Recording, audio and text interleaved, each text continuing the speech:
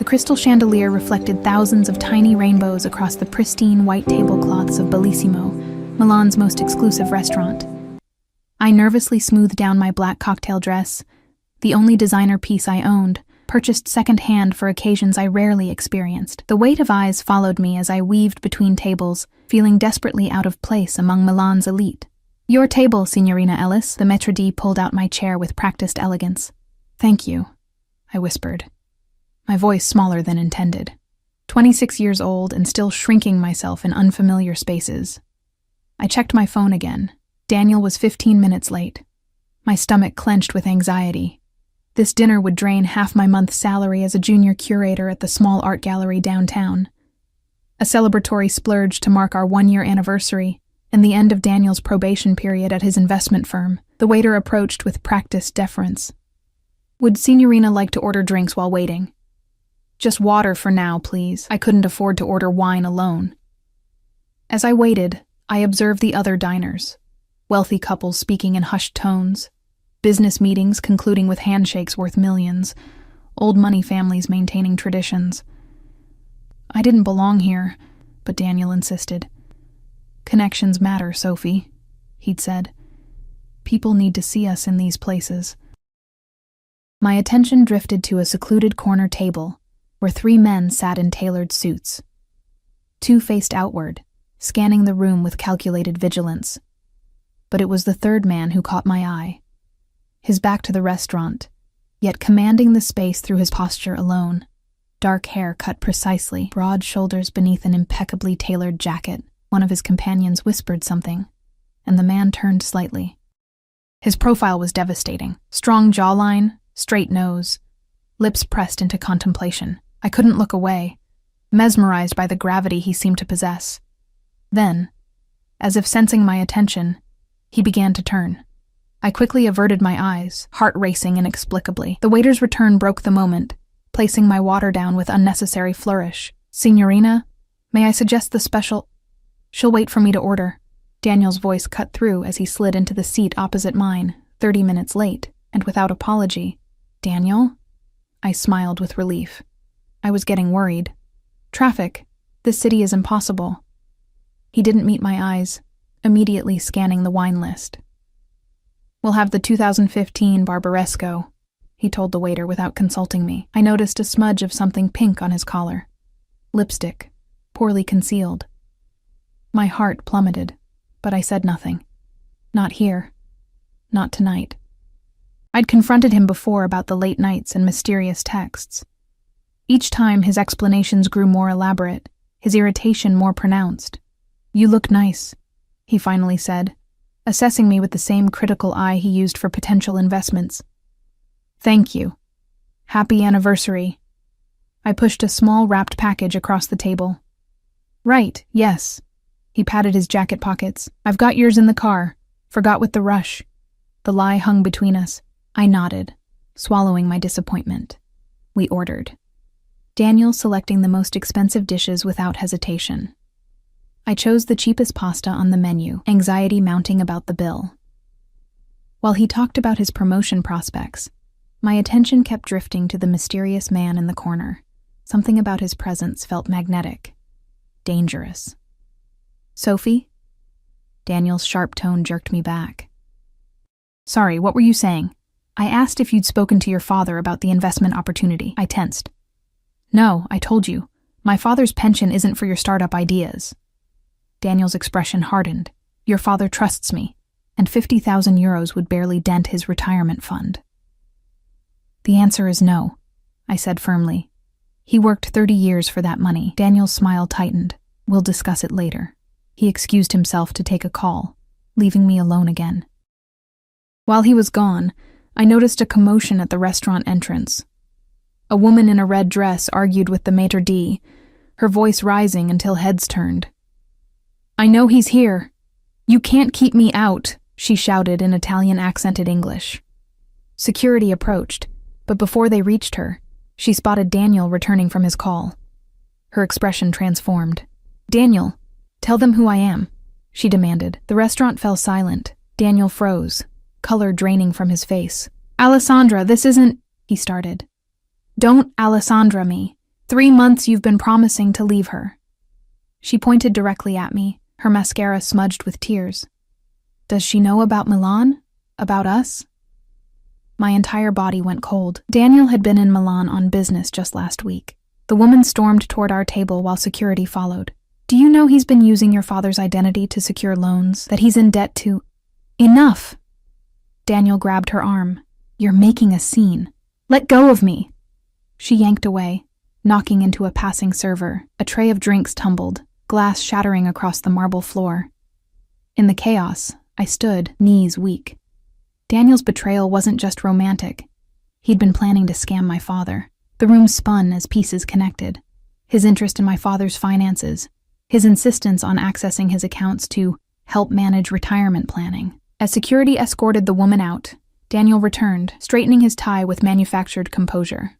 "Crazy ex-client," he explained loudly for nearby tables. "Got rejected for a loan. Been stalking me since. She knows about my father," I whispered. "She's delusional. I'll explain everything later." "No."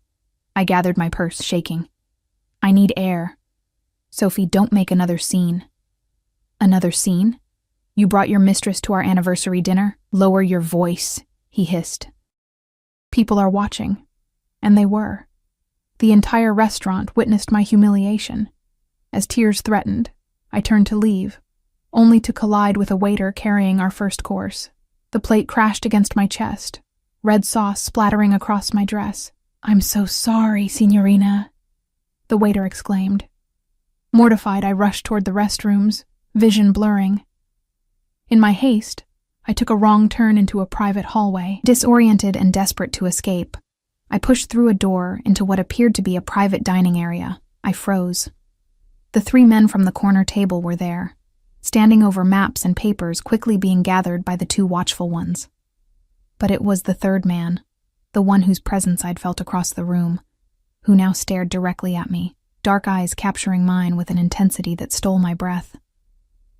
Time suspended as we locked eyes. He was younger than I'd thought, perhaps early 30s, with features that belonged on Renaissance paintings. But it was the power radiating from him that held me immobile, an aura of absolute authority. Something dangerous flickered in his expression as he assessed me, standing pathetic and sauce-stained in the doorway. "I'm so sorry," I stammered. "Wrong door." One of the men reached inside his jacket, but the leader raised his hand slightly, a minimal gesture that instantly halted whatever was about to happen. "La ragazza sta piangendo," he said, his voice deep, accent thick. "The girl is crying." I backed away, bumping into someone behind me. I turned to find Daniel. "There you are," he said, gripping my arm painfully. "Excuse us, gentlemen. My girlfriend is disoriented." The leader's eyes narrowed, shifting from me to Daniel, then to Daniel's grip on my arm. Something cold and calculating transformed his expression. "Remove your hand from her," he said, each word precisely enunciated in accented English. Daniel's fingers tightened reflexively before he realized who he was addressing. His face paled. "Mr. Russo, I apologize for the interruption," Daniel said, recognition and fear flooding his features as he released me. "We were just leaving." The man, Russo, tilted his head slightly, studying Daniel with growing interest. "You know me?" Daniel swallowed visibly. "By reputation only, sir." A dangerous smile touched Russo's lips. "And yet I do not know you, an imbalance I find concerning." One of the other men whispered something in Italian. Russo nodded without taking his eyes off us. "It seems we have mutual acquaintances," Russo continued. "You work for Bianchi at Milan Financial." "Yes, sir," Daniel confirmed, sweat beading on his forehead. "You should attend to your girlfriend," Russo said, his eyes returning to me with an intensity that made my skin flush despite my distress. "She deserves better care." The dismissal was clear. Daniel pulled me back through the door, his fingers digging into my arm. "Do you have any idea who that was?" he hissed once we were in the corridor. "Let go of me," I demanded, pulling free. "That was Alessandro Russo. He owns half of northern Italy's imports. The other half, no one talks about." Daniel's voice shook, And you just walked in on what was clearly a private meeting. I need to leave, I said, heading toward the exit. Don't follow me. Sophie, wait, he grabbed my wrist. You can't just walk out. Watch me. I pulled away. You're not thinking clearly. Let me explain about Alessandra. And my father? Will you explain how you plan to steal his pension too? A flash of anger crossed Daniel's face, his charming mask slipping. You ungrateful. He stopped abruptly, looking over my shoulder. I turned to find one of Russo's men standing there, expression impassive. Mr. Russo requests the lady return, he stated flatly. Daniel's face drained of color.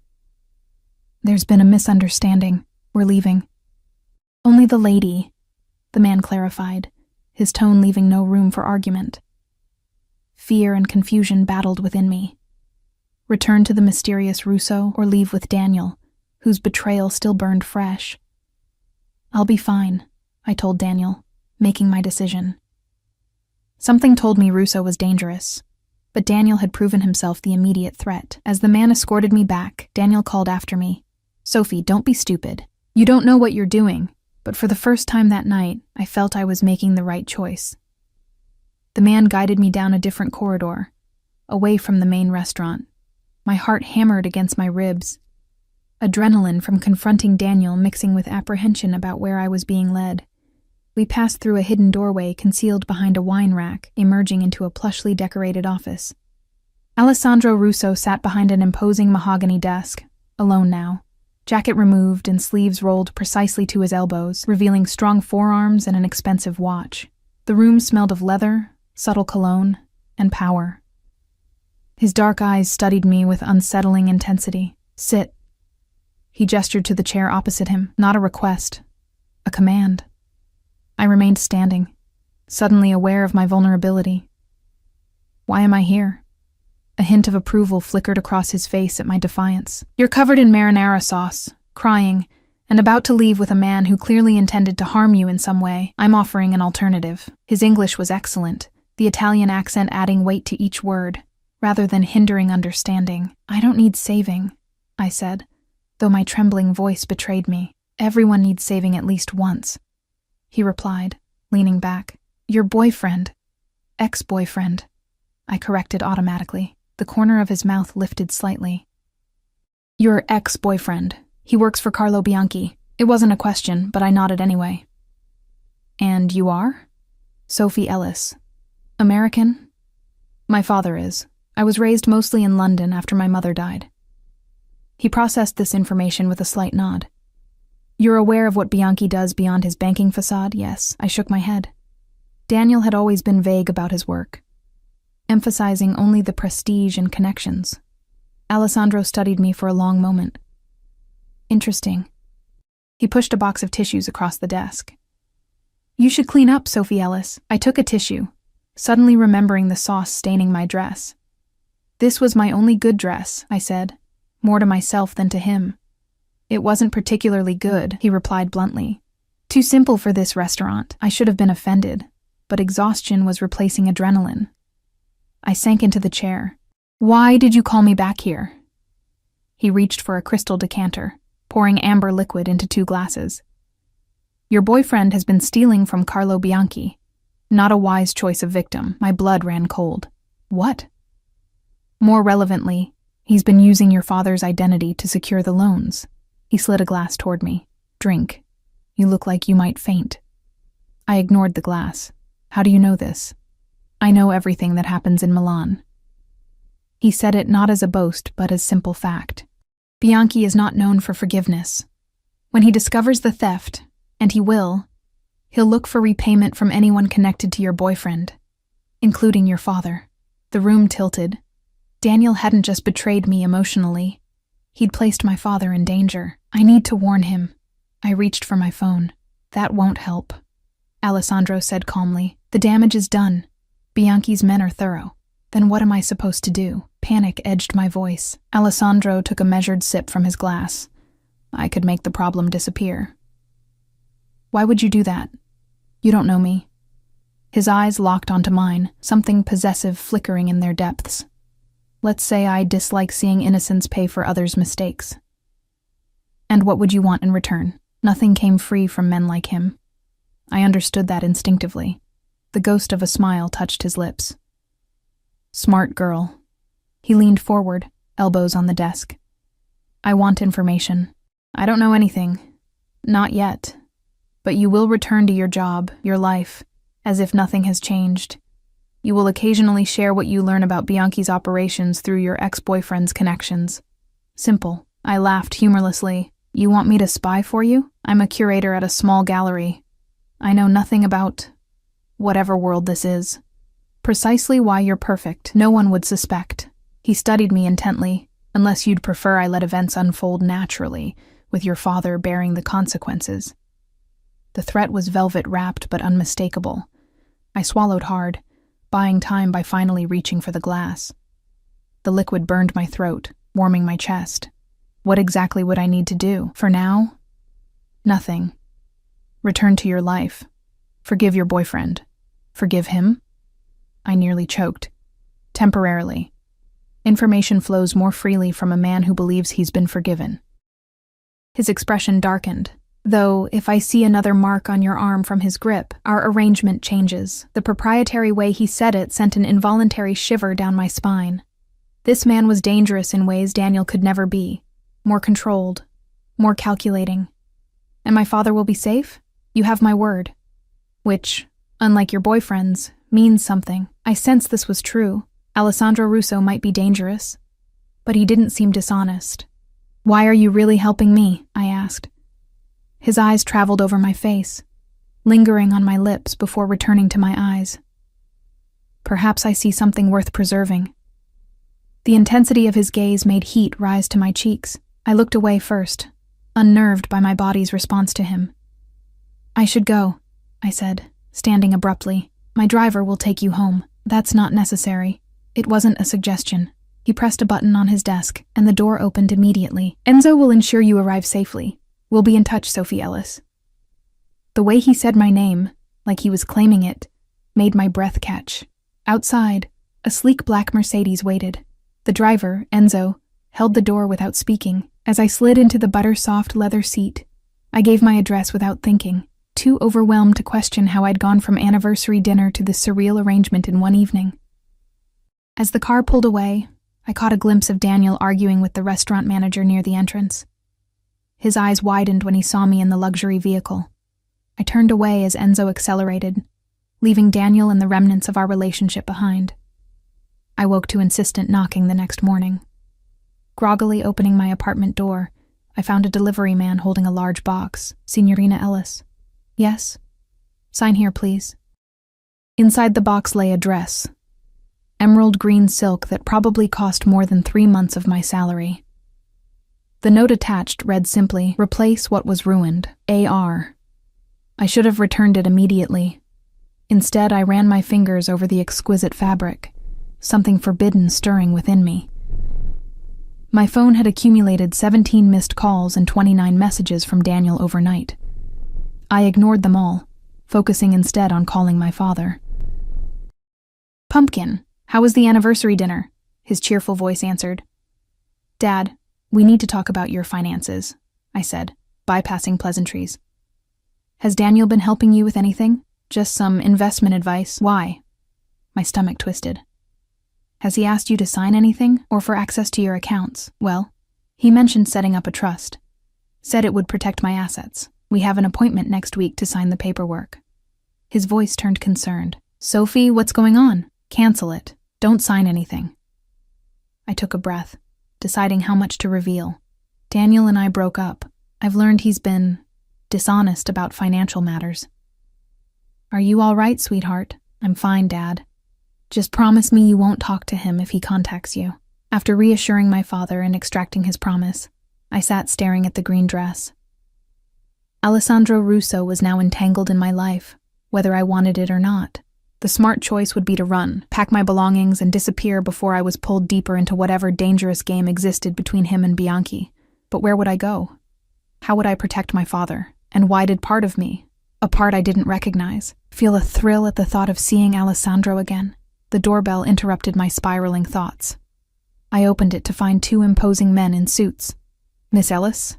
Mr. Bianchi would like to speak with you." Ice flooded my veins. How did they find me so quickly? I'm not dressed," I stammered, trying to close the door. A foot blocked it. "That's not a problem. You can dress while we wait." They entered my apartment without invitation, scanning the modest space with thinly veiled contempt. I retreated to my bedroom, hands shaking as I pulled on jeans and a sweater. Through the thin walls, I heard one of them reporting my location over the phone. I needed help. Alessandro had promised protection, but I had no way to contact him. As I emerged from the bedroom, phone clutched in my hand, the men stood. "We're running late, Miss Ellis. Where are we going?" I asked, trying to keep my voice steady.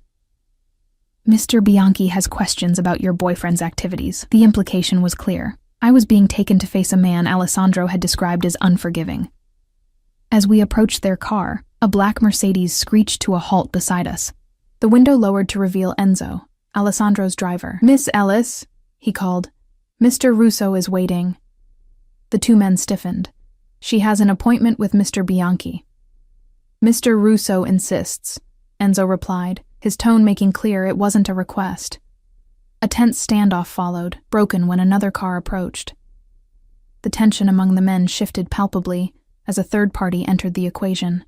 Seizing the momentary distraction, I broke free and dashed to Enzo's car, sliding into the back seat. He accelerated immediately, leaving Bianchi's men shouting behind us. "Are you hurt?" Enzo asked, eyes meeting mine in the rearview mirror. "No," I managed, heart racing. "How did you know?" "Mr. Russo has been monitoring your apartment since last night." He handed back a phone. "He wants to speak with you." I took it with trembling fingers. "Hello?" I told you to continue normally. Alessandro's voice was controlled, but held an edge of anger. That did not include entertaining Bianchi's men. "I didn't invite them. They just showed up." A moment of silence. "Where is your father?" "At home in London. I warned him about Daniel." "Not good enough. Enzo will take you to collect personal items, then to the airport. You'll bring your father to Milan where I can ensure his safety." "I can't just—" "You can and will," he interrupted. "Unless you prefer Bianchi's hospitality for both of you." I closed my eyes, sensing the walls of my normal life collapsing around me. "Fine. Good. One more thing, Sophie." His voice lowered. "The green suits you. Wear it when you arrive." The line went dead before I could ask how he knew I'd tried on the dress. The implication that I was being watched sent conflicting waves of alarm and something darker, more thrilling through me. Back at my apartment, I packed quickly, sliding the green dress into my suitcase last. As Enzo drove me to the airport, I stared at the city passing by, wondering if I would ever return to the life I'd known. "Your father will be protected," Enzo said unexpectedly as we approached the terminal. "Mr. Russo honors his agreements." Why is he doing this? The truth. Enzo's eyes met mine in the mirror. "In 20 years, I've never seen him look at anyone the way he looked at you last night. That's impossible. He doesn't know me." "Mr. Russo trusts his instincts," Enzo replied simply. "They've kept him alive." He handed me an envelope containing a first-class ticket to London and a black credit card. "For expenses. The return tickets will be arranged once you've secured your father." As I exited the car, a final, chilling thought occurred to me. "Enzo, what happens to Daniel?" The driver's expression remained impassive. "That's not your concern anymore." I boarded the plane with the sickening certainty that I had just traded one cage for another, albeit a gilded one. And worse, some traitorous part of me was already anticipating seeing Alessandro again, drawn to his dangerous gravity like a moth to destructive flame. The flight to London passed in a blur of anxiety and conflicting emotions. I'd called my father from the airport, fabricating a story about a sudden opportunity to bring him to Milan to see a private collection at my gallery. He'd sounded delighted, completely unaware that his daughter had become entangled with what I was increasingly certain was the Italian Mafia. My childhood home in Hampstead looked exactly as it always had, modest but well-maintained, with my mother's roses still thriving in the front garden 17 years after her death. Dad had never changed a thing. His loyalty to her memory was something Daniel had exploited, I realize now, using my father's lingering grief as a vulnerability, positioning himself as the supportive son-in-law figure my father had always wanted. Sophie! Dad engulfed me in a bear hug as I stepped through the door. At 63, Martin Ellis remained robust, his academics life keeping him mentally sharp even as silver dominated his once brown hair. This is such a wonderful surprise. I've already packed, perhaps too much. Guilt twisted in my stomach. Dad, there's something I need to tell you. We sat at the kitchen table where he'd comforted me through teenage heartbreaks, helped with homework, and later, mourned my broken engagement 2 years before Daniel. I'd always been honest with him. Until now. You're scaring me, Pumpkin, he said, his smile fading as he studied my face. I took a deep breath. Daniel was planning to steal your pension. His eyebrows shot up. What? He's been using your identity to secure loans from his employer. Dangerous people are looking for repayment. I couldn't bring myself to explain exactly who these people were. We need to leave London until it's resolved. To his credit, my father asked the essential questions. How I knew who was involved. What exactly was at risk, but he didn't doubt me for a moment. When I finished my heavily edited explanation, he nodded once. I always thought there was something off about him. Too polished. He reached for my hand. But why Milan? Shouldn't we go somewhere they wouldn't look? I have a friend who can help. The word friend felt wholly inadequate for what Alessandro Russo was becoming in my life. He's promised protection. Dad studied me carefully. This friend. Do you trust him? Did I? Alessandro was dangerous, manipulative, and clearly involved in criminal activities. Yet something in me recognized he would honor his word. Yes, I answered finally. I trust him to do exactly what he promises. Dad nodded. Years of parenting allowing him to read between the lines. Then I'll pack lighter. Sounds like we might be staying a while. The return flight to Milan featured the disorienting experience of traveling first class, something neither of us had ever done. My father drifted between excitement about the unexpected adventure and concern about the circumstances forcing our hand. As we exited customs at Malpensa Airport, I spotted Enzo immediately, holding a discreet sign reading simply, Ellis. My father raised an eyebrow at the imposing driver and the gleaming Mercedes waiting curbside. Your friend must be quite successful, he murmured. Remember what I said, Dad, I whispered as we approached. Don't ask too many questions, and follow my lead. Enzo greeted us with formal courtesy, taking our bags and opening the car door. Mr. Russo is expecting you at the estate. Estate? My father mouthed silently to me as we settled into the leather seats. I shook my head slightly, warning him to stay quiet. We drove north out of Milan, the cityscape gradually yielding to the lush landscapes of Lombardy. After an hour, we turned onto a private road winding through immaculate grounds. Security checkpoints appeared with increasing frequency, each manned by guards who nodded respectfully to Enzo as gates opened automatically for our passage. Finally, the villa came into view. A stunning 19th-century palazzo, nestled against the backdrop of distant mountains. My breath caught as Enzo drove through a final set of wrought iron gates toward a circular drive centered around an elaborate fountain. Good Lord, my father whispered. Your friend is royalty? Something like that, I murmured. Suddenly acutely aware I was still wearing my travel clothes, jeans and a wrinkled blouse, while Alessandro's parting words had been to wear the green dress. We exited the car into the warm Italian afternoon. The villa's massive doors opened before we reached them, revealing a striking woman in her 50s, elegant in a tailored black dress, her silver-streaked dark hair pulled into a severe bun. Miss Ellis, Mr. Ellis, she greeted us in accented English.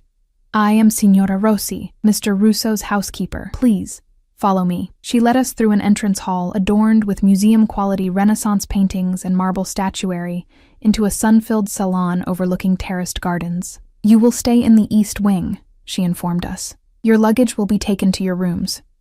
Mr. Russo requests you join him for dinner at 8. Her eyes lingered on my casual attire. I've taken the liberty of providing suitable evening wear. That's very kind. But I brought something, I said, thinking of the green dress. A knowing smile touched her lips. Of course. The green Valentino. I've had it pressed. She turned to my father. Mr.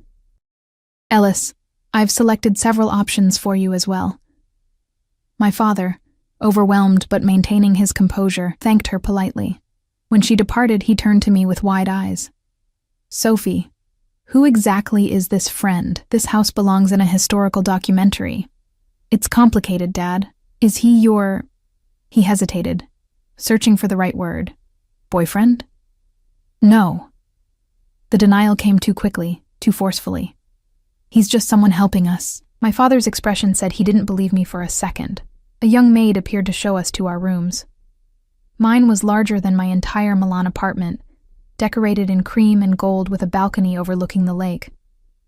The green dress hung in the open wardrobe, alongside several other garments I'd never seen before, all exactly my size. On the bed lay a small box with a note. For tonight. A.R. Inside was a delicate diamond necklace that caught the light like captured stars. I snapped the box closed, suddenly afraid of what accepting such a gift might imply. After a luxurious bath in a tub large enough to swim in, I slipped into the green silk dress. It fit perfectly, highlighting curves I usually downplayed. The mirror reflected someone I barely recognized, a woman on the verge of something dangerous and transformative. Against my better judgment, I fastened the diamond necklace, its weight both foreign and thrilling, against my collarbone. At precisely 8 o'clock, another maid escorted my father and me downstairs. Dad looked distinguished in a tailored suit that fit as though made for him, which I realized it probably had been. You look beautiful, Pumpkin, he whispered as we descended the marble staircase. But I'm still waiting for a proper explanation. Later, I promised, though I had no idea what explanation could possibly encompass the reality of our situation. We were led to a formal dining room where Alessandro Russo stood waiting beside a table set for 3. He wore a perfectly tailored black suit, crisp white shirt open at the collar, no tie. Seeing him again sent an involuntary flutter through my chest. In the restaurant, he'd been intimidating. Here, in his domain, he was magnificent. Power embodied in the casual confidence of his stance, the intensity of his dark eyes as they traveled from my face to the necklace at my throat, then down the length of the green dress. Sophie, he said, my name an intimate caress in his accent. You look exquisite. His gaze shifted to my father. And Mr. Ellis, welcome to my home. Mr. Russo. My father extended his hand, academic curiosity overriding caution. I'm grateful for your hospitality, though I admit I'm still unclear about the circumstances. Alessandro shook his hand, assessing him with the same penetrating gaze he'd used on me. Your daughter has explained the situation? Parts of it, Dad replied diplomatically. I gather my identity has been compromised. Indeed. Please sit. We'll discuss details over dinner. Throughout the impeccably served meal, each course more exquisite than the last, Alessandro explained the situation with surprising candor. He confirmed Daniel had stolen nearly 2 million euros using my father's identity, angering Carlo Bianchi, whom he described simply as a business rival with fewer scruples than myself. Until the matter is resolved, you'll both remain here under my protection, Alessandro concluded, signaling for dessert to be served. And how exactly will it be resolved? My father asked, the professor in him needing logical conclusions. Alessandro's eyes met mine briefly before answering. Your identities will be cleared. Compensation will be made to affected parties. The person responsible will be dealt with. Something in his tone made me shiver. Daniel will be arrested? A cold smile touched Alessandro's lips. Let's say he'll face appropriate consequences. My father, surprisingly perceptive, glanced between us. And what does my daughter have to do with any of this, Mr. Russo? Why involve yourself in our problems? The directness of the question created a charged silence. Alessandro took a measured sip of wine, his eyes never leaving mine as he answered. Your daughter made quite an impression, Mr. Ellis. His voice lowered. I protect what interests me. Heat rushed to my cheeks at the possessive implication. My father's eyebrows rose, but he merely nodded as though this confirmed a theory. After dinner, Alessandro invited my father to his library, where first editions filled floor-to-ceiling shelves. Dad, unable to resist such literary treasures, was instantly absorbed, giving Alessandro the opportunity to draw me onto the moonlit terrace. "You didn't wear the dress when you arrived," he said once we were alone. "I came straight from the airport," I replied, oddly defensive. "You said wear it when I arrived. I'm wearing it now." His lips curved slightly, so literal. His fingers reached up to touch the diamonds at my throat. "These suit you. I can't accept jewelry like this. You already have." His fingers traced the line where the necklace met my skin, sending electricity down my spine. "You wear my gifts well, Sophie." I stepped back, needing distance from his magnetic pull. "What happens now? How long will we stay here? Until I'm satisfied Bianchi no longer poses a threat." His eyes darkened. "It may be some time. His organization is persistent." "And Daniel?" Something dangerous flashed across Alessandro's expression. "You still care for him? After his betrayal?" "I don't," I said honestly. "But I don't want his death on my conscience either." Alessandro studied me for a long moment. "Your compassion is unusual in my world." He stepped closer, eliminating the distance I'd created.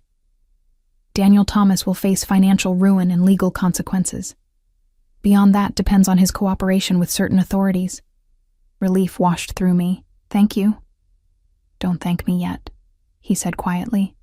"Your safety comes with conditions." My pulse quickened. "What conditions?" "You'll remain within the estate grounds unless accompanied by my security. You'll attend social functions as my companion when required, and—" his eyes hardened. "You'll never again look at another man the way you looked at Daniel." The proprietary tone sent conflicting waves of indignation and arousal through me. "I'm not your possession." "No?" His hand came up to cup my cheek, thumb brushing my lower lip. "Then why are you wearing my diamonds? My dress? Sleeping under my roof? Because you've left me no choice. There are always choices, Sophie." His face lowered until his lips hovered near mine. "You could have run, gone to the police, disappeared with your father to some remote location." His breath warmed my lips. "Instead, you flew back to me, wearing my gifts, allowing me to claim you in all but the final way." My breath caught as his meaning registered. Before I could respond, he closed the minuscule distance, capturing my lips in a kiss that started gentle, but quickly blazed into something consuming. Without conscious thought, my hands gripped his shoulders, body arching into his as heat pooled low in my abdomen. He tasted of expensive wine and forbidden promises. When his arms encircled me, pulling me flush against his hard body, I moaned involuntarily into his mouth. The sound seemed to ignite something primal in him, his kiss deepening, one hand tangling in my hair while the other pressed against my lower back. The clearing of a throat broke us apart. We turned to find my father standing at the terrace door, expression carefully neutral. "Forgive the interruption," he said with the diplomatic tone he'd perfected during decades of academia. "I was just heading to bed and wanted to say goodnight." Alessandro stepped back, composure returning instantly, though his eyes still burned. "Of course. Signora Rossi will show you to your room." As if summoned by her name, the housekeeper appeared beside my father. After Dad kissed my cheek and whispered, "Be careful, Pumpkin." They departed, leaving Alessandro and me alone again in the moonlight.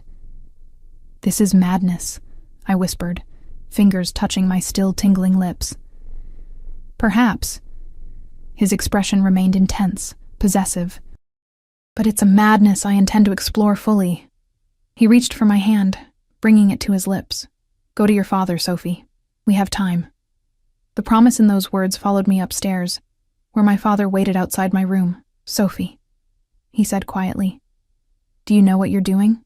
I leaned against my door, overwhelmed by the events of the past few days. "No," I answered honestly, "but I don't think I can stop it." He studied me with the same thoughtful expression he'd worn when evaluating complex historical theories. "Just remember who you are," he finally said. "Ellis women have never been easily conquered, not by Romans, Normans, or Italians with big houses and dark eyes." Despite everything, I laughed. "I'll remember." As I closed my bedroom door, I caught sight of myself in the mirror. Flushed cheeks, swollen lips, diamonds glittering at my throat. I looked claimed, marked as Alessandro's without a single visible bruise. The woman in the reflection was a stranger, awakened to desires and possibilities I'd never acknowledged. I touched the necklace, remembering his words. "You wear my gifts well." The terrifying truth was that I wanted to wear more than his gifts. I wanted to wear his touch, his possession, his protection like armor against a world that had never seen me until he did. And that desire frightened me more than any threat Bianchi or Daniel could pose. Days at the estate settled into an unexpected rhythm. My father, ever the academic, spent hours in Alessandro's library, occasionally emerging with animated theories about obscure historical texts he'd discovered. His ability to compartmentalize the danger that had brought us here never ceased to amaze me. For my part, I found myself in a gilded cage, luxurious but confining. The grounds were extensive, featuring manicured gardens, a tennis court, indoor and outdoor pools, and even a small art gallery housing Alessandro's private collection. Yet the armed guards patrolling the perimeter served as constant reminders of our precarious situation. Alessandro himself remained an enigma. He left early most mornings for business in Milan and returned late, often joining us for dinner where he engaged my father in discussions about history, art, and philosophy. His knowledge surprised me. He was self-educated but impressively well-read, particularly in Italian Renaissance history and art, which happened to be my specialization.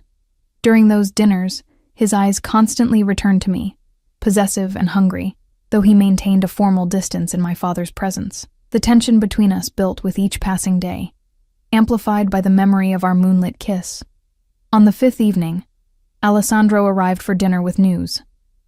"Bianchi's men were intercepted attempting to access your apartment in Milan," he informed me as we dined on the terrace.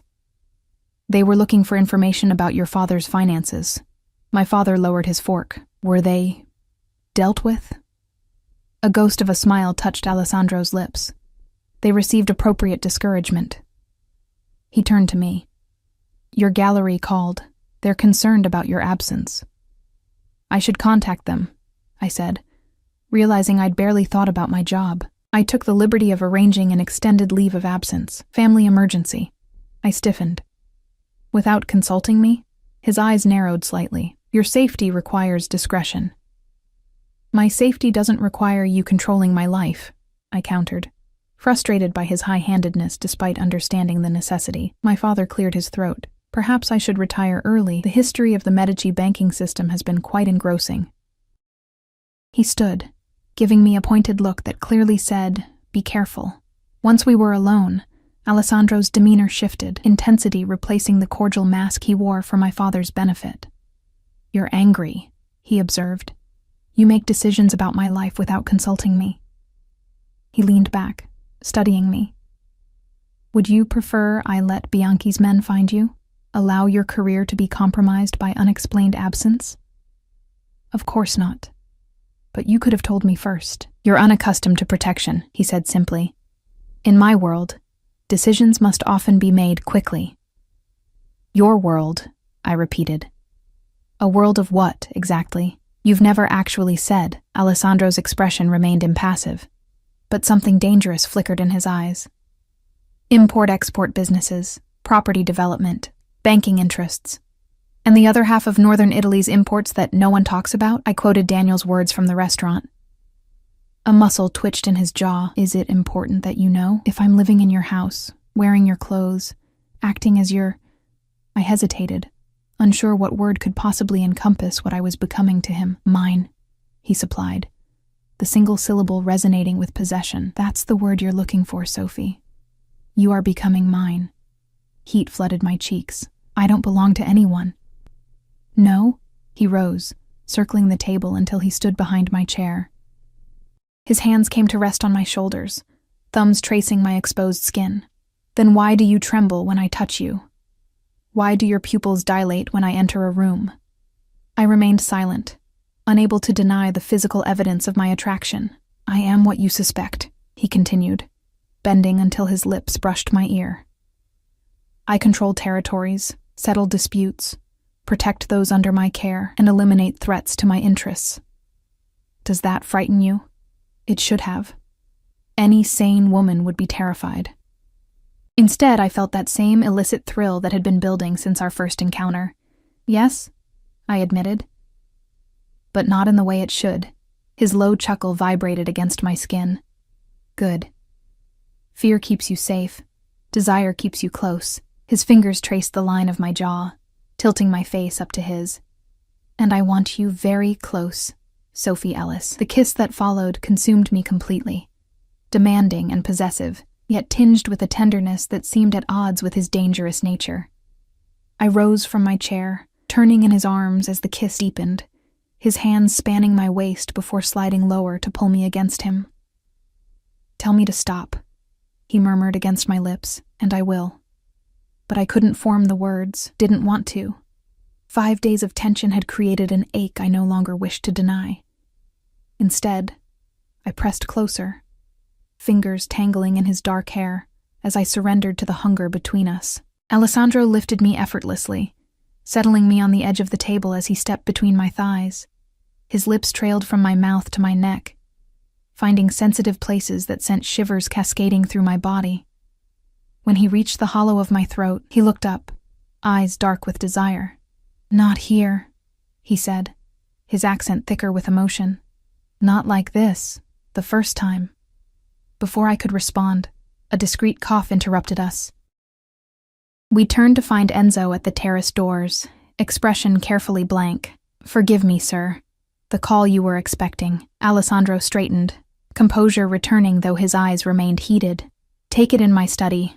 I'll be there momentarily. Once Enzo departed, he cupped my face. This isn't finished, Sophie. I know, I whispered, both relieved and disappointed by the interruption. He pressed a final, surprisingly gentle kiss to my forehead. Rest. Tomorrow will bring changes. Those cryptic words proved prophetic. I awoke the next morning to find a formal dress, midnight blue with a plunging back, laid out with another jewelry box containing sapphire earrings. Signora Rossi informed me that Alessandro requested my presence at a charity gala in Milan that evening. Your first public appearance together, she added with knowing eyes. Very significant. The implication wasn't lost on me.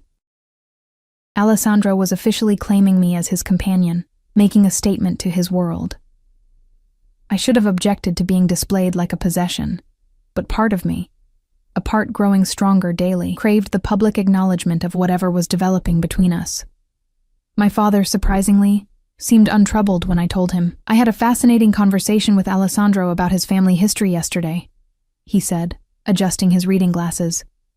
Did you know the Russos have controlled this region since before the unification of Italy? Dad, aren't you concerned about what he is? He looked up from his book. What he is, Pumpkin, is a man protecting my daughter from consequences I couldn't shield her from. His methods may be unorthodox, but his intentions seem clear. He removed his glasses. The question is whether you understand what you're agreeing to by attending this gala. I'm not sure I do, I admitted.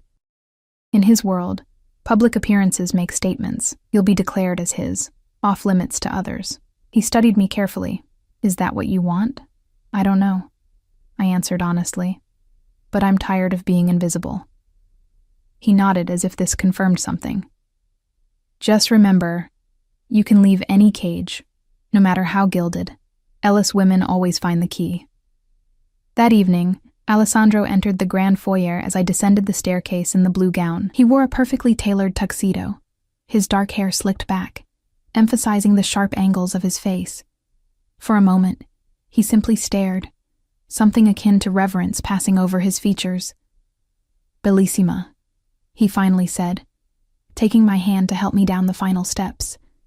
You'll outshine everyone, is that the point? I asked quietly, making a statement. His eyes gleamed with approval at my perception. Partly. Milan society needs to understand certain parameters. That I belong to you? I challenged, testing the boundaries of this arrangement.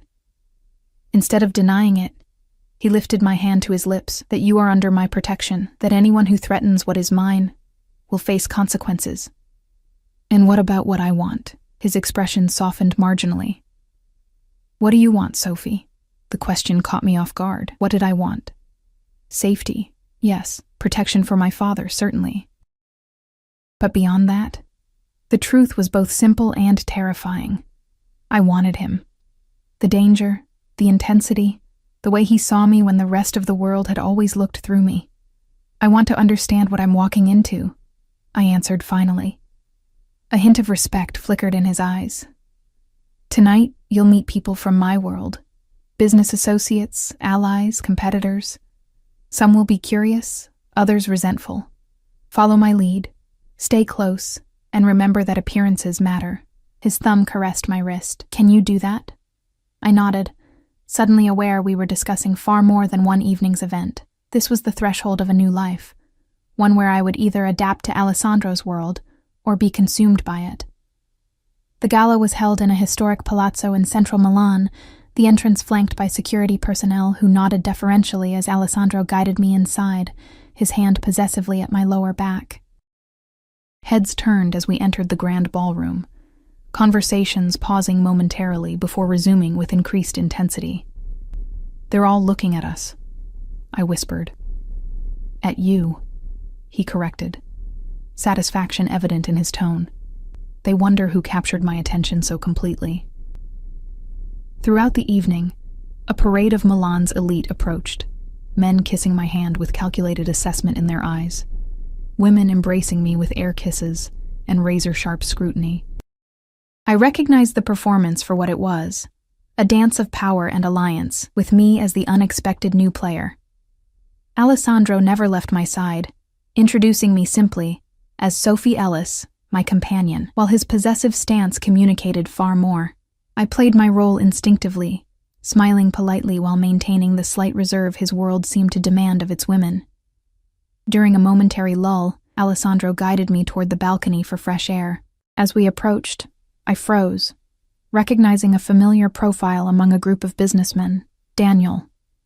He hadn't seen us yet, laughing too loudly at something, a champagne glass clutched in his hand. He looked thinner, with dark circles under his eyes, but very much alive and free, not facing the consequences Alessandro had implied. Alessandro's hand tightened on my waist as he followed my gaze. "Ah, an unexpected guest. You said he would face consequences," I whispered. "He has. Financial ruin, blacklisting from legitimate banking." Alessandro's voice remained conversational, though his eyes hardened. "His current freedom is temporary." Before I could respond, Daniel turned and saw us. Color drained from his face, champagne sloshing over his hand as he took an involuntary step backward. Then, astonishingly, he composed himself and started toward us.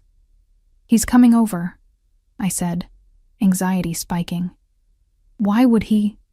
"Because he's a fool," Alessandro Stay beside replied me. calmly. Daniel reached us, artificial confidence barely masking his fear. "Sophie, and Mr. Russo. Quite a surprise seeing you together." "Is it?" Alessandro's tone carried lethal courtesy. "I believe we established certain boundaries at our last meeting." Daniel's smile faltered. "Just saying hello to my girlfriend. We had a misunderstanding, but I'm sure Sophie's ready to talk things through now." He reached for my hand. Alessandro moved so quickly I barely registered it. One moment standing beside me, the next directly between Daniel and myself, their faces inches apart. "Don't look at her again," Alessandro said, each word precise and deadly quiet. "Don't speak her name. Don't even think about her. Do you understand me?" Daniel paled further, but attempted bravado. "Sophie can make her own decisions." "Indeed she can," Alessandro agreed with terrifying pleasantness. "And she has decided you are nothing to her.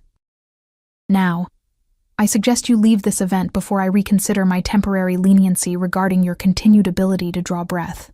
Something in his expression must have finally penetrated Daniel's denial. He stepped back, turning to me with desperate eyes. "Sophie, you can't be serious. This man is dangerous. Whatever he's told you, I know exactly who he is," I interrupted, surprised by my own calm. "And I know exactly who you are, Daniel. A thief and a liar who would have sacrificed my father to save himself." I moved to Alessandro's side, allowing his arm to encircle my waist. "Don't ever approach me again." Daniel's face contorted with disbelief as he finally recognized the truth. I had chosen Alessandro, danger and all, over the false security he had offered. As security personnel materialized to escort Daniel out, Alessandro bent to whisper in my ear, That was unexpected and quite arousing. Heat flooded my cheeks. I meant what I said. I know, he replied, his hand splaying possessively against my back. Which is why we're leaving. Now, the drive back to the estate passed in charged silence, tension building with each mile. When we finally arrived, Alessandro dismissed the driver and security with a curt nod before taking my hand and leading me not to the main house, but toward a separate structure nestled among gardens. My private quarters, he explained, as we approached the elegant modern building, more secure, more private. Inside, the space reflected Alessandro himself. Minimalist luxury, masculine but refined, with floor-to-ceiling windows overlooking the moonlit lake. He released my hand only to pour 2 glasses of whiskey, offering one to me. For courage? I asked, accepting the glass. For clarity, he countered. I want no misunderstanding between us about what happens next. I took a sip, letting the liquid warm my throat. And what happens next? Alessandro set his glass down, moving closer until he stood directly before me. That depends entirely on you, Sophie. If you stay tonight, you're choosing my world, with all its complications and dangers. His fingers traced the line of my jaw. If you walk back to the main house, we continue as we have been, and nothing changes. Until when? Until Bianchi is no longer a threat? Then what? Then you would be free to leave. Something vulnerable flickered in his eyes. Though I would hope you might choose to stay. I set my glass beside his. What if I want both? Your protection and my freedom. A smile touched his lips. Negotiating with me already? His expression grew serious. I can offer safety, luxury, passion, but complete freedom is not something anyone in my world possesses. There will always be limitations. Always be enemies. And if those limitations become chains? His hands came to rest on my shoulders, thumbs caressing the bare skin exposed by my dress. Then you would find, Sophie Ellis, that I would rather let you go than see you caged. He bent until his lips nearly touched mine. But tonight, I don't want to let you go. The honesty in those words, the vulnerability beneath the power, decided me. I closed the remaining distance, pressing my lips to his in silent answer. Alessandro responded instantly, gathering me against him as the kiss deepened from question to claim.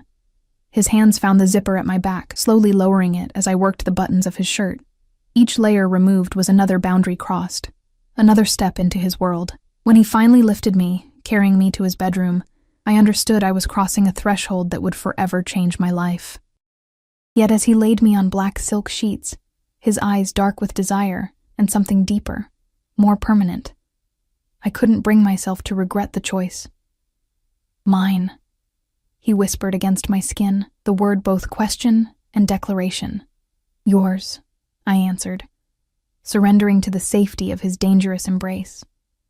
Sunlight streamed through floor-to-ceiling windows when I awoke the next morning, momentarily disoriented by unfamiliar surroundings. The memories of the previous night flooded back as I felt Alessandro's arm draped possessively across my waist, his body curved protectively around mine.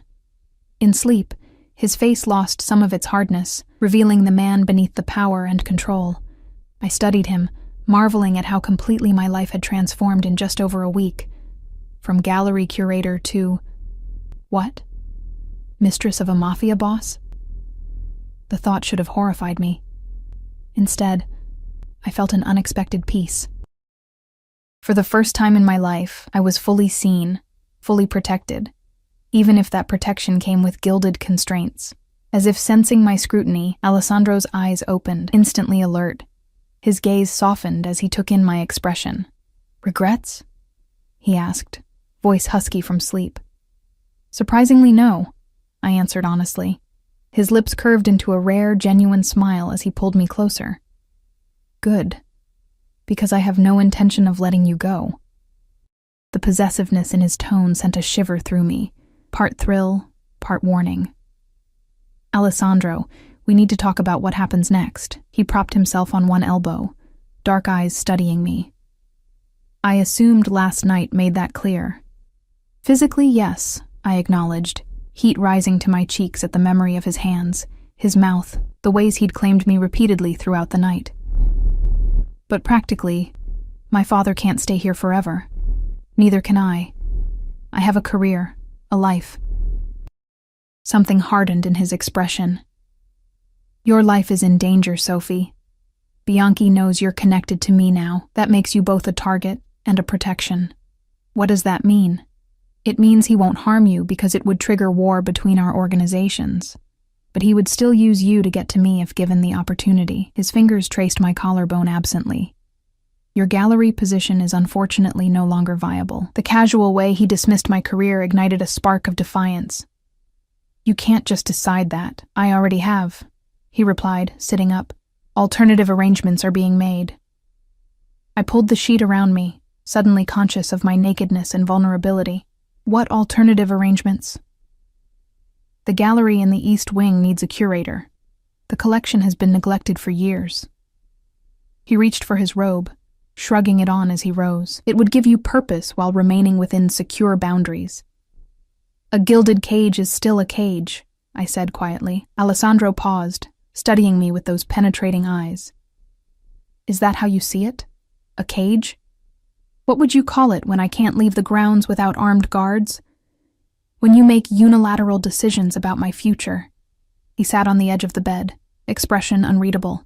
I call it protection, necessary precaution. For how long? A month? A year? Forever? Something vulnerable flashed across his face before his usual mask of control returned, until I eliminate the threat. And when will that be? When Bianchi is no longer in a position to harm what's mine. The deadly certainty in his voice sent a chill through me. You're talking about killing him, I stated. Not a question. Alessandro's expression didn't change. I'm talking about ensuring your safety by whatever means necessary. The reality of his world crashed over me. Violence and power inseparable from the passion and protection he offered. Part of me had known, of course, but facing it directly in the morning light forced a reckoning I'd avoided. I need time, I said finally. This is all happening so fast. To my surprise, he nodded. Take the day. Think about what you want. He stood, moving toward the bathroom. But remember, Sophie, the choice isn't between danger and safety. It's between facing danger alone or with me beside you. After he left to handle business matters, I returned to the main house, finding my father in the gardens with a book. His knowing look as I approached in yesterday's evening dress made me blush, despite being a grown woman. I was wondering when you'd return, he said mildly, marking his page. Dad, He held up a hand. You don't need to explain. I may be old, but I'm not blind. He patted the bench beside him. The question is whether you understand what you've committed to. I sat, suddenly exhausted. I'm not sure I do. He wants me to stay here permanently, to give up my career. And what do you want? I hesitated, sorting through my jumbled emotions. I want him. But I also want my freedom, my identity. Dad nodded thoughtfully. You know, your mother faced a similar choice. I looked up, surprised. What do you mean? When we met, I was researching political movements in northern Italy. Got myself in trouble with some powerful people. Your mother was from a connected family, not like Alessandro, but with ties to certain interests. He smiled at my shocked expression. She protected me, used her family connections to get me out safely. Mom was connected to the Mafia. I couldn't hide my disbelief, tangentially. Point is, she chose to leave that world for me, for the freedom of academic life in England. He took my hand. But she never regretted her origins, or denied that part of herself. What are you saying, Dad? I'm saying choices aren't always either or. Your mother found a middle path, kept her connections while building a life outside their direct control. He squeezed my hand. If you love this man, and I think you do, then find your terms. Alessandro Russo strikes me as someone who respects strength. He's used to complete control. Then be the exception. Dad's eyes twinkled. Ellis women always are. I spent the day wandering the estate grounds, thinking about my father's words and examining my feelings for Alessandro. By evening, I had reached a decision, though uncertainty still fluttered in my chest as I dressed for dinner. When I entered the dining room, I found Alessandro already seated, tension evident in the set of his shoulders. His eyes tracked my entrance, hungry and possessive, yet tinged with something that looked surprisingly like fear. My father discreetly excused himself after the first course, claiming fatigue, though his pointed look made clear he was giving us privacy.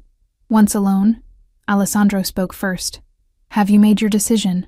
"I have terms," I replied, surprising myself with my steady voice. His eyebrows rose fractionally, a glimmer of respect, perhaps even admiration, warming his gaze. "Terms? If I'm to be part of your world, I need certain freedoms." I took a deep breath, channeling generations of Ellis women's strength. "I'll curate your collection, but I also want to work with museums in Milan, under appropriate security, of course." "Possible, but risky," he assessed. "What else?" "My father returns to London with protection you provide once the immediate threat has passed." Alessandro nodded slowly. "Reasonable. And I need honesty." I met his gaze directly. "No decisions about my life without consulting me. No secrets about dangers that affect me." His expression tightened. "My world requires discretion, Sophie. I'm not asking for operational details of your business. I'm asking for partnership." I leaned forward. "If I'm yours, then you're mine too. That's how this works." Something powerful flashed in his eyes. Surprise, desire, "You continue to respect mingling," he said quietly. "Few would dare negotiate terms." "I'm not negotiating," I clarified. "I'm telling you what I need to stay willingly." A slow smile spread across his face, genuine, transformative. "And if I agree to these terms, what are you offering in return?" I held his gaze steadily. "Everything else. My loyalty, my body, my heart, if you want it." The vulnerability in those last words hung between us. Alessandro rose, circling the table until he stood before my chair. He knelt, a gesture so unexpected from this powerful man that my breath caught. "Your heart," he repeated, taking my hands in his. "That's the only term I require, Sophie Ellis. The rest we can arrange." Relief and something deeper flooded through me as he pulled me into his arms, sealing our agreement with a kiss that promised both passion and partnership. 3 months later, the exclusive gallery opening in central Milan buzzed with Milan's elite, all vying for a glimpse of the Renaissance masterpieces I'd curated from Alessandro's private collection. Shadows and Light, Hidden Treasures of Northern Italy marked my official debut in Milan's art world, under my professional name, with no public connection to Alessandro Russo, beyond his listed contribution as a primary lender. I circulated among guests, discussing brush techniques and historical contexts, acutely aware of the 2 security men who maintained a discreet distance. My father stood near a particularly fine Caravaggio, deep in conversation with the director of the Uffizi, who had traveled from Florence specifically for the exhibition. "Your father seems to be enjoying himself." Alessandro's voice came from behind me, sending a familiar thrill down my spine. I turned to find him immaculate in a tailored suit, his public persona firmly in place, though his eyes softened as they met mine. "He's in academic heaven," I agreed. "The director just invited him to give a guest lecture series in Florence. With appropriate security arrangements, of course," Alessandro added, a subtle reminder of the boundaries that still existed. "Of course." I nodded toward a painting across the room, a small but exquisite Madonna and Child. "The Alberti museum director is practically salivating over that piece." "Perhaps we should consider a long-term loan," Alessandro suggested, his hand finding the small of my back. A gesture of goodwill to the city. The "we" warmed me, evidence of our evolving partnership. Over the past months, Alessandro had surprised me by adapting to my terms more readily than I'd expected. While I remained within his protection, the cage had expanded, allowing me to breathe while still keeping me safe. Carlo Bianchi had been found dead 6 weeks earlier, his body discovered in his Lake Como villa after what authorities ruled a heart attack. Neither Alessandro nor I spoke about the convenient timing. Maintaining the careful separation between aspects of his business I preferred not to know, and our personal life. "Alessandro," a voice interrupted my thoughts. We turned to find Daniel, shockingly gaunt, but dressed in an attempt at his former elegance. Alessandro's body tensed beside me, his expression cooling to dangerous levels. "You were not invited," Daniel raised his hands placatingly. I only came to congratulate Sophie on the exhibition. Professional courtesy. You have 3 seconds, Alessandro stated flatly. Please. Daniel's voice cracked with desperation. I'm leaving for Rome tomorrow. New job, new start. Just wanted to say goodbye to Sophie. Before Alessandro could respond, I laid a restraining hand on his arm. 1 minute, I said to Daniel.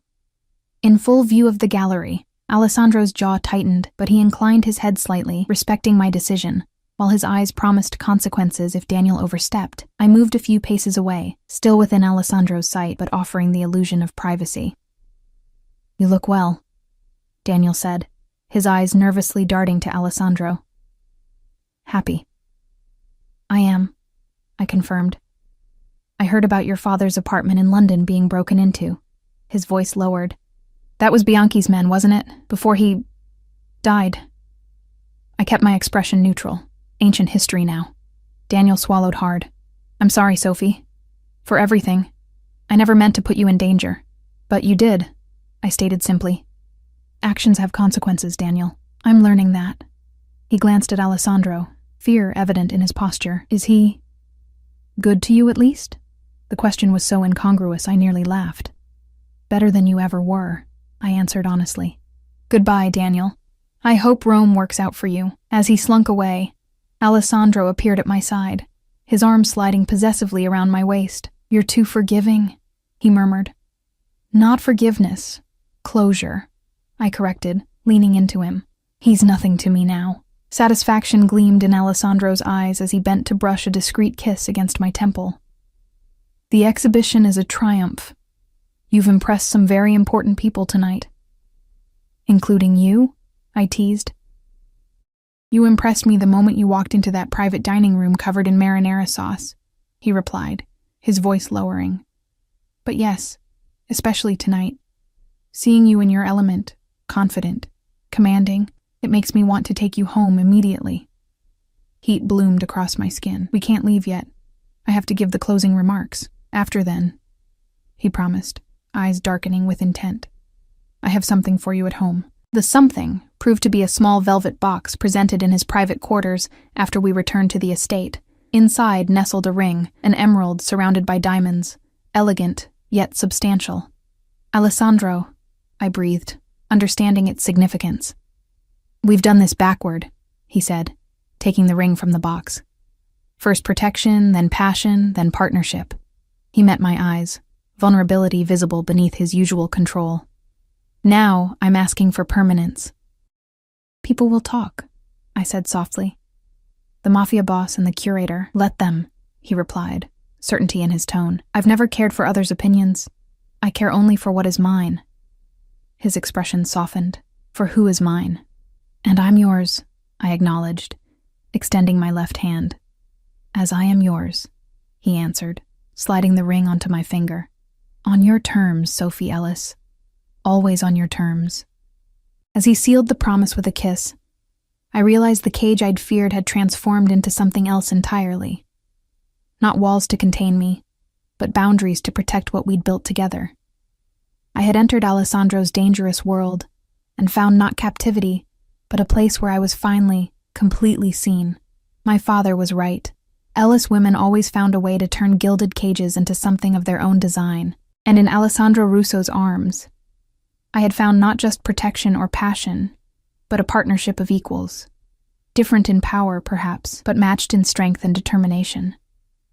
Mine, Alessandro whispered against my lips, the word both possession and surrender. Yours, I answered, knowing it was both truth and choice. Always yours.